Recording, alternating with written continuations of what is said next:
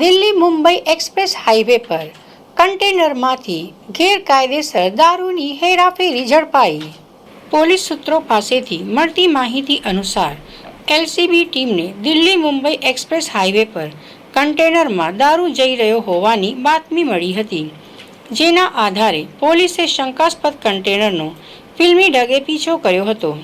પોલીસને પાછળ પડેલી જોઈ કન્ટેનર ચાલક વાહન છોડીને અંધારાનો લાભ લઈ ફરાર થઈ ગયો હતો. પોલીસે કન્ટેનરની તલાશી લેતા તેમાંથી વિદેશી દારૂ અને બિયરનો અઢળક જથ્થો મળી આવ્યો હતો. દારૂ અને બિયરની કુલ 397 પેટી મળી આવી. કુલ બોટલો 6,782. ઝડપાયેલ દારૂની કિંમત 51,91,000. જપ્ત કરાયેલ વાહનો 10 લાખની કિંમતનું ટાટા કન્ટેનર. કુલ મુદ્દામાલ 61.91 લાખ. વડોદરા ગ્રામ્ય એલસીબી અને કરજણ પોલીસે સંયુક્ત રીતે આ મામલે આગળની કાર્યવાહી હાથ ધરી છે. ફરાર થઈ ગયેલા કન્ટેનર ચાલકની શોધખોળ ચાલુ છે.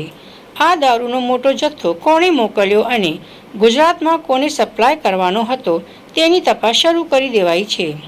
એલસીબીની આ આક્રમક કાર્યવાહીથી અસામાજિક તત્વો અને દારૂની હેરાફેરી કરનારા ભૂમાફિયાઓમાં ભારે ફફડાટ વ્યાપી ગયો છે.